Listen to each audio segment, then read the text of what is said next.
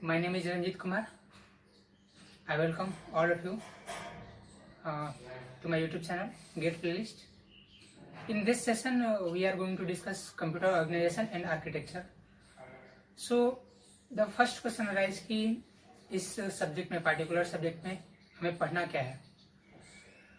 तो सिंपली जैसे कि हम एक मोबाइल जब नया परचेज करते हैं तो उस बॉक्स में मोबाइल के साथ कोई और भी हार्डवेयर इक्विपमेंट होते हैं जैसे हेडफोन्स, एंड उस सब के साथ एक आपने देखा होगा इंस्ट्रक्शन मैनुअल. तो कंप्यूटर ऑर्गेनाइजेशन में हमको सिंपली एक सपोज कि एक हमारे पास सेटअप है कंप्यूटर का, हमें इसके डिफरेंट सेगमेंट्स को जैसे मेमोरी, सीपीयू, इन सारे सेगमेंट को ओपन करना है, स्टडी करना है एंड देन उनको फिर से वैसे ही पैक कर देना है. तो बेसिकली इस सब्जेक्ट में हमें सब कुछ स्टैंडर्ड फॉर्मेट में दिया गया है. स्टैंडर्ड फॉर्मेट अवेलेबल है, हमें उसको ओपन करना है, डिटेल में एनालाइज करना है एंड देन उसको पैक कर देना है. बस इतना ही काम है इस सब्जेक्ट के अंदर. So let us start with the very basic definition of computer organization and architecture. So the term computer architecture stands simply externally visual attributes. And what this means, like visual attributes का मतलब क्या है? Simply जैसे जो हम naked eye के through देखते हैं अपने, तो वो हमारे लिए विजुअल हो गया. बट क्या सेम विजुअल कंसेप्ट यहाँ अप्लाई होगा कंप्यूटर आर्किटेक्चर में भी? तो यहाँ पे आंसर है नो.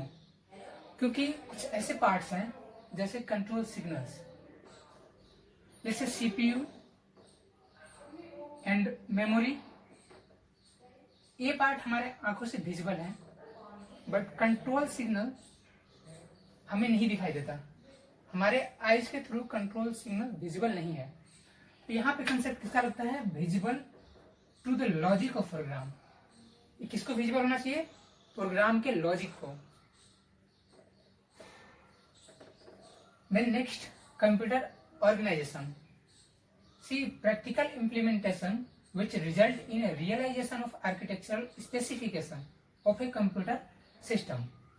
मतलब जो भी attributes हैं उसको implement कैसे करना है, practically implement कैसे करना है, ये पार्ट होता है कंप्यूटर ऑर्गेनाइजेशन में. किसी एक स्पेसिफिक टास्क को परफॉर्म करने के लिए सब कैसे ऑर्गेनाइज होंगे, आर्किटेक्चरल पार्ट के एट्रीब्यूट्स को ऑर्गेनाइज इस तरह से करना है कि कोई टास्क कंप्लीट हो सके, उसको बोलते हैं computer organisation. So the next term is कि what is computer. We are talking about computer from the very beginning of this topic. So what is computer? Simply computer is a computational machine which process data under the control of user program. Let's say this is a computer. What it does कि it takes input from user and convert them into output. ये एक hardware है, इसमें हमने input दिया and हमें क्या मिल रहा है? आउटपुट. तो ये काम कैसे करता है? इसके इनबिल्ट में रहता है यूजर प्रोग्राम. यूजर प्रोग्राम जैसे सपोज करो कि एक कैलकुलेटर है, उसको एडिशन करना है. तो आपने दो नंबर्स दिए 2 और 3 और ये आउटपुट देगा 5. तो इस डिवाइस के अंदर में हमारा एडिशन का प्रोग्राम होगा. इस डिवाइस के अंदर में जो कंप्यूटेशनल डिवाइस है उसके अंदर में हमारा एडिशन का प्रोग्राम होगा और इसके आधार पर कन्वर्ट करेगा इनपुट को आउटपुट में.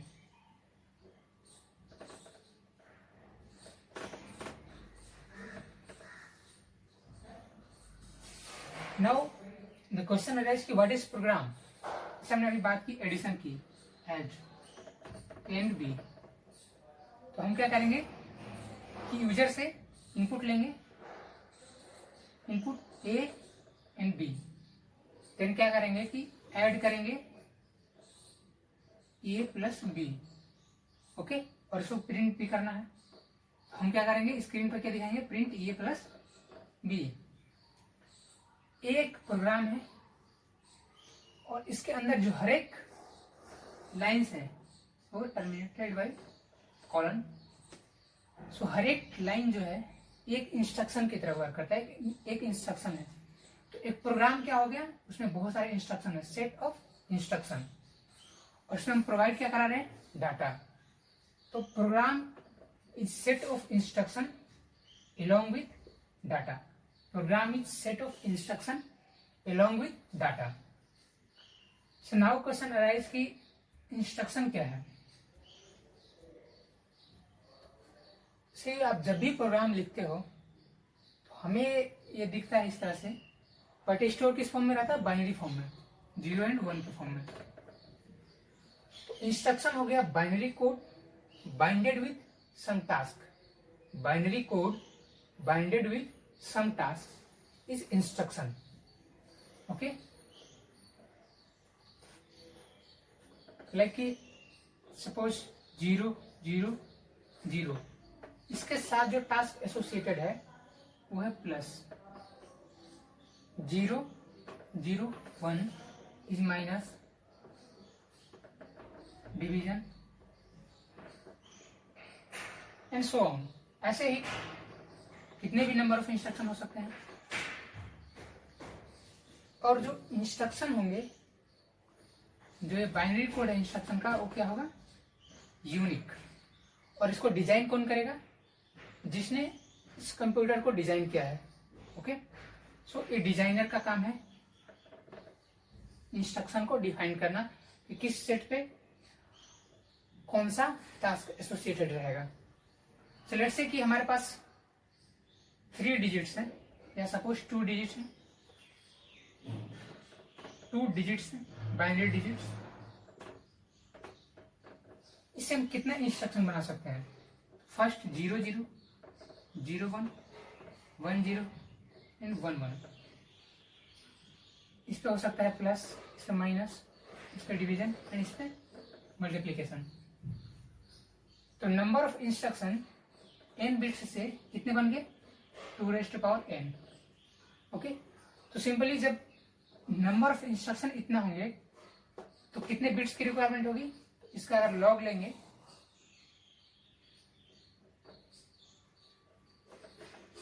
लॉग जब लेंगे तो क्या आ जाएगा आउटपुट, n।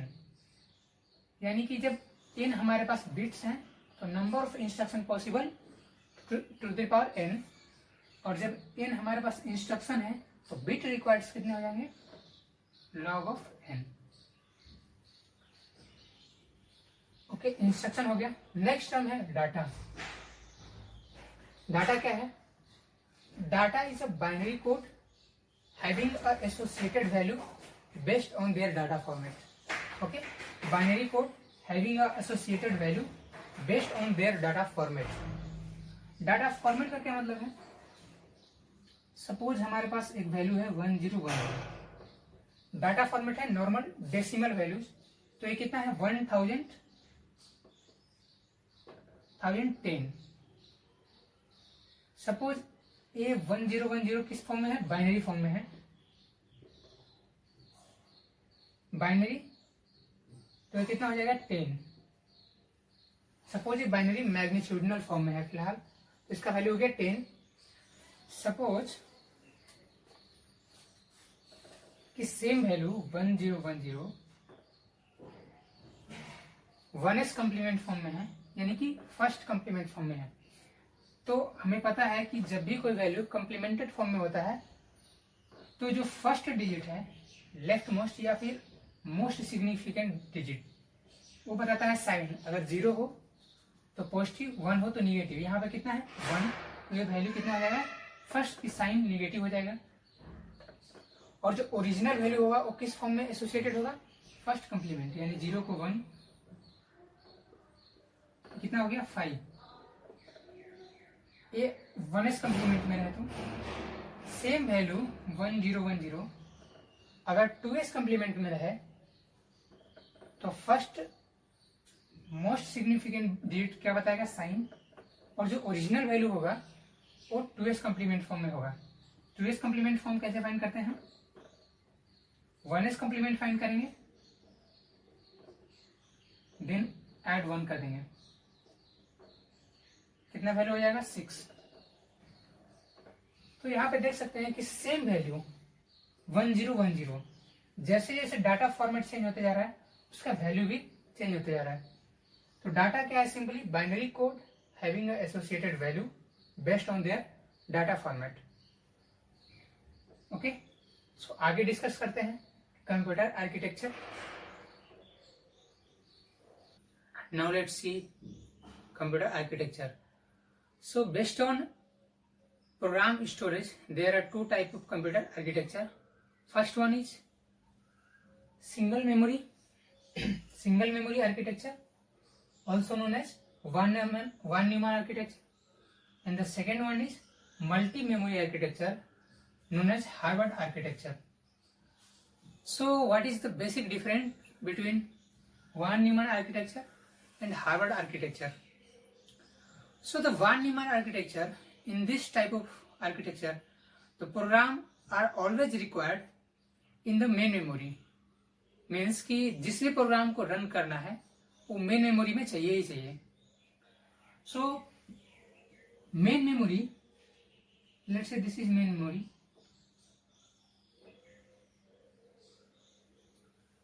और प्रोग्राम आपका कहीं रखा हुआ इधर सेकेंडरी मेमोरी में। सपोज आपने कोई विंडोज पे एप्लीकेशन इंस्टॉल की अपने पीसी में, तो कहाँ इंस्टॉल होता है, सेकेंडरी मेमोरी यानी कि हार्ड डिस्क में, और रन कहाँ होता है, मेन मेमोरी में। तो जब भी किसी प्रोग्राम को रन करना है तो उसको कहाँ लाना पड़ेगा, मेन मेमोरी में। तो हर एक प्रोग्राम का एक पार्टिकुलर एड्रेस होगा। तो सीपीयू जब भी जनरेट करेगा रिक्वेस्ट इस प्रोग्राम को मेन मेमोरी में लाने के लिए, तो किसके थ्रू, एड्रेस के थ्रू। सो von Neumann आर्किटेक्चर में क्या होता है कि किसी भी प्रोग्राम को अगर रन करना है तो उसको मेन मेमोरी में पहले ब्रिंग करना पड़ेगा, मेन मेमोरी में लाना पड़ेगा, उसके बाद ही रन कर सकते हैं। और मेन मेमोरी क्या होता है कि वोलाटाइल होता है। इसका मतलब सपोज आपने यहाँ कोई वीडियो प्लेयर ओपन कर दी, लेट्स से VLC प्लेयर में आप कोई मूवी देख रहे हो, ठीक है, और ये प्रोग्राम अभी चल रहा है। सपोज आपका रैम है 400 MB का, और ये प्रोग्राम जो है 350 MB का है जो लोड करके रन किया जा चुका है। अनदर प्रोग्राम जो कि 300 MB का है, अब वो रन करना चाह रहा है, तो उसको इसमें आने के लिए सफिशिएंट प्लेस नहीं है, इसमें खाली है 50 MB, बट चाहिए कितना, 300 MB। तो जो मेन मेमोरी सपोज अगर वोलाटाइल नहीं होता है, इसका मतलब कि अगर एक बार जो प्रोग्राम इसमें आ गया, अगर वो यहीं पे रह जाता हमेशा के लिए, तो फिर नेक्स्ट प्रोग्राम इसमें रन करना पॉसिबल नहीं है।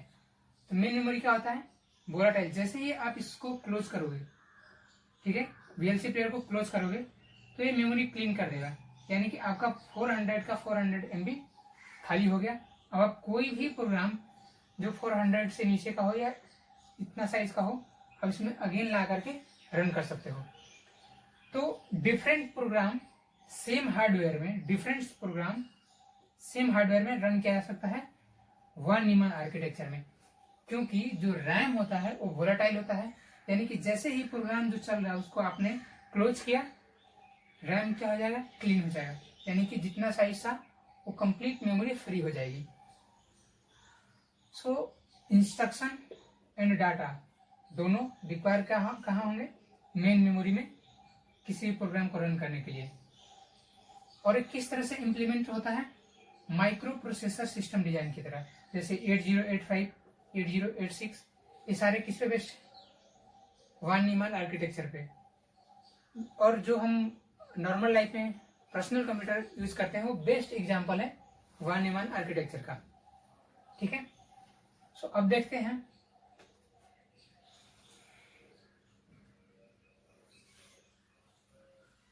कि हार्वर्ड आर्किटेक्चर क्या है। सी, हार्वर्ड आर्किटेक्चर में दो तरह की मेमोरी होती है। First code memory and the second one is data memory. जो लॉजिक है प्रोग्राम का या इंस्ट्रक्शन वो फिक्स होता है, यानी कि रोम में स्टोर होता है, उसको बोलते हैं कोड मेमोरी। तो रोम आपको पता होगा नॉन वोलेटाइल मेमोरी है, यानी कि जो प्रोग्राम एक बार इसमें लोड हो गया उसको दोबारा आप रीराइट नहीं कर सकते हैं। ओके, यानी कि सपोज एक एडिशन का प्रोग्राम इसमें लोड हो गया रोम में, तो आप इसको फिर से सब्ट्रैक्शन का प्रोग्राम यहाँ पर लोड नहीं कर सकते। Okay, so code memory non volatile memory है, यानी कि लॉजिक फिक्स्ड है। डाटा रैम में स्टोर होता है, और रैम क्या है? वोलेटाइल मेमोरी, यानी कि आप सेम प्रोग्राम पे डिफरेंट डाटा को अप्लाई करके डिफरेंट आउटपुट ले सकते हैं, डिफरेंट आउटपुट ला सकते हैं, बट आप लॉजिक ऑफ प्रोग्राम चेंज नहीं कर सकते हैं। ठीक है, तो इम्प्लीमेंट कैसे होता है? सो इम्प्लीमेंट कैसे होता है? Implemented as a micro controller system design. जैसे 8085 माइक्रो कंट्रोलर, इसमें क्या होगा कि रोम का साइज फिक्स होगा डिफरेंट एंड रैम का साइज फिक्स होगा डिफरेंट, यानी कि लॉजिक ऑफ प्रोग्राम के लिए रोम, यानी कि इसमें जो प्रोग्राम है वो फिक्स हो जाएगा, और रैम किसका है? जो डाटा है जिसपे प्रोसेस करना है इस प्रोग्राम को, वो कहाँ होगा? रैम में। Used in intelligent system, okay, like embedded system. Okay, तो अभी तक हम लोग देख चुके हैं कि कंप्यूटर आर्किटेक्चर क्या होता है। सी, जैसा कि जानते हैं कंप्यूटर ऑर्गेनाइजेशन क्या है? जो कंप्यूटर आर्किटेक्चर के कंपोनेंट्स हैं उनको किस तरह से ऑर्गेनाइज करना है, किस तरह से रियली में इम्प्लीमेंट करना है, उसको बोलते हैं computer organisation. So next video से हम लोग पढ़ेंगे computer organization. Okay, thank you.